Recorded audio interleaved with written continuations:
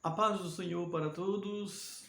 Estamos aqui com mais um vídeo, continuação da lição número 2, a fé de Abraão nas promessas de Deus. Continuando as consequências das escolhas. O resultado da escolha de Abraão. Nossas escolhas são opcionais, mas as consequências são inevitáveis e quase sempre imprevisíveis. Ou seja, às vezes acontece algo com as nossas escolhas que é imprevisível, não tem previsão, pode surpreender com alguma coisa que aconteça ou que venha acarretar algum prejuízo, uma coisa inevitável. Gênesis 13, versículo 14. Ele estava na direção de Deus e agindo de maneira correta. O Senhor o orientou sobre o futuro daquela terra, bem como as consequências de sua submissão à vontade dele. Se Abraão obedecesse a Deus, Deus abençoaria ele de forma esplêndida. Mas se caso ele rejeitasse a submissão a Deus, ele teria grandes perdas. Então, Abraão, ele iria escolher os frutos das suas escolhas. Ou seja, porque tudo que o homem semear, isto também ceifará. Gálatas capítulo 6, versículo 7. Então, os resultados da escolha de Ló. Nós vemos a escolha de Abraão, que foi uma escolha correta, mas agora vemos a escolha de Ló, sobrinho de Abraão. Tempos depois, a terra que Ló escolhera foi invadida por 4 reis, que o levaram cativo com sua família. Gênesis 14, versículo 12. Ló escolheu as campinas verdejantes, achando que ia ser só flores, só prosperidade, mas não observou o caráter das pessoas, dos moradores que habitavam na cidade de Sodoma. Ele achava que ia ser só um comércio tranquilo, prazeroso, próspero, mas se levantaram 4 reis para guerrear contra Sodoma. E Ló, por sua vez, com sua família, foi levado cativo. As nossas escolhas refletem muitas vezes o nosso destino. Temos que ter cautela, muita cautela para fazer aquilo que Deus aprova. Agora, a atitude de Abraão para com Ló.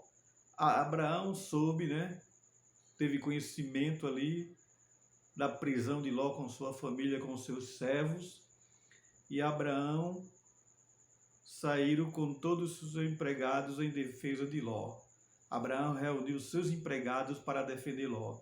Veja bem o que é a direção de Deus. Deus pediu para Abraão sair da sua terra, da sua parentela, para uma terra que ele lhe mostraria.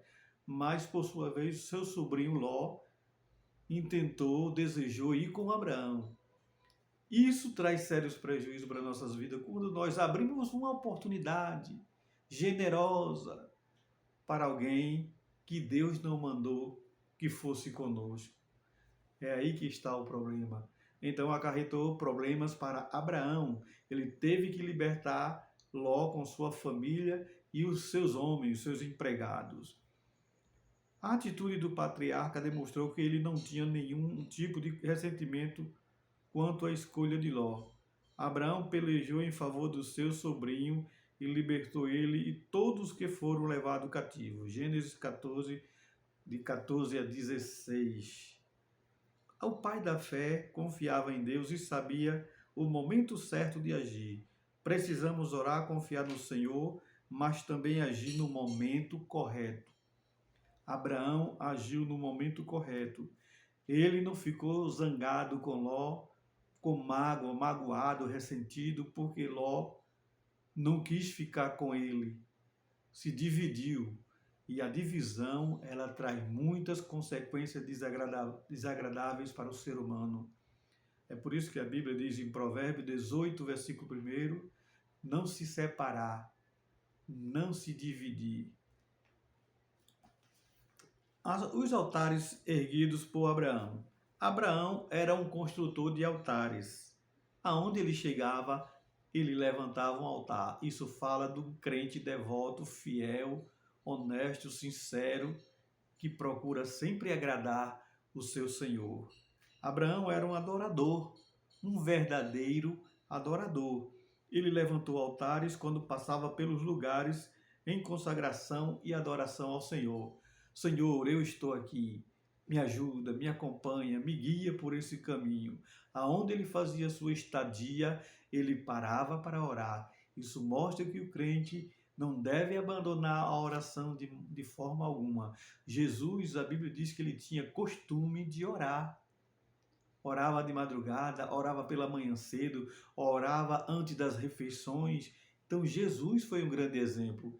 E Abraão, bem antes de Jesus, já fazia isto aí. Então a Bíblia registra a construção de quatro altares por Abraão. Abraão era um construtor de altares, ou seja, um verdadeiro adorador que se preocupava em falar, em ter comunhão, em se aproximar de Deus. Abraão construiu o primeiro altar em Siquém, que significa ombro. Essa era uma cidade de refúgio. O altar em Siquém foi erguido em gratidão a Deus pelas bênçãos e promessas que recebeu. Ali Deus apareceu a Abraão e lhe prometeu que daria aquela terra à sua descendência. Gênesis capítulo 12, versículo 7. Ali Abraão ergueu o seu altar e Deus fez as promessas para ele. Lembrando de uma coisa, que muitas promessas que Deus fez não foi para a própria pessoa, mas para a sua descendência, inclusive a de Abraão. Deus prometeu a sua descendência herdar aquela terra. E aí a descendência de Abraão herdou as terras e até hoje perdura a terra de Israel como graça e dádiva do Senhor. Então, quando nós obedecemos a Deus, Deus conclui aquilo que ele prometeu. Mas Hebreus 11, versículo 39 diz: e nem todos receberam as promessas, cumprimento das promessas. Por quê? A promessa era para a posteridade, não para a pessoa que recebeu a promessa. Não é porque Deus falha, nem se esquece de ninguém. Mais um altar. Abraão também construiu um altar em Betel, que significa casa de Deus, e ali invocou o nome do Senhor, Gênesis 12, versículo 8.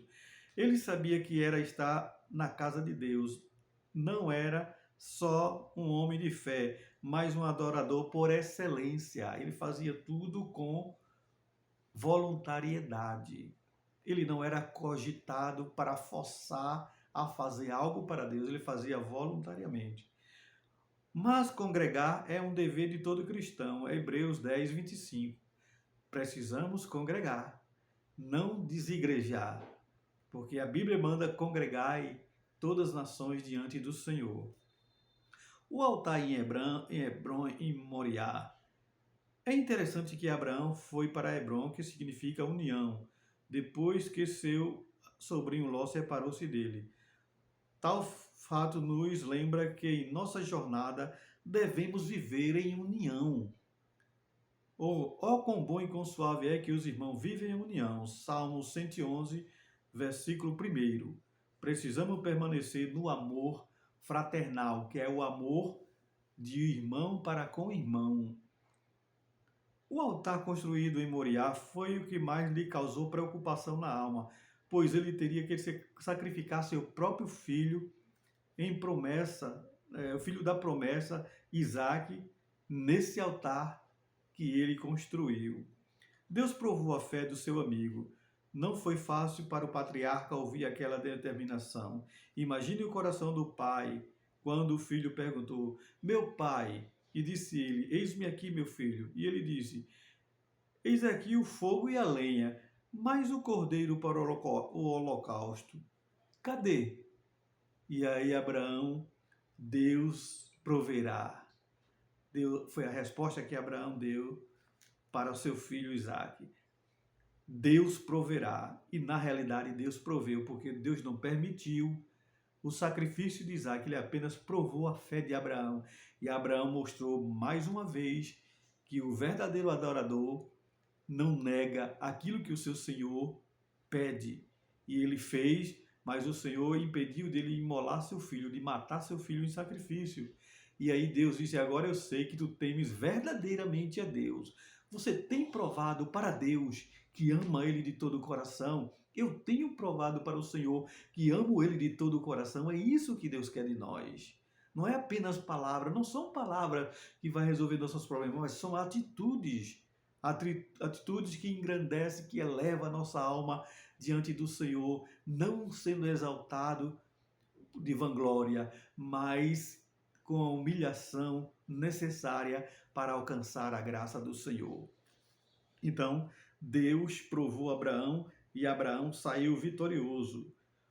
Porque Abraão, diante de Isaac, inocente, edificou um altar, chamou o seu filho e amarrou sobre a lenha. Isaac poderia ter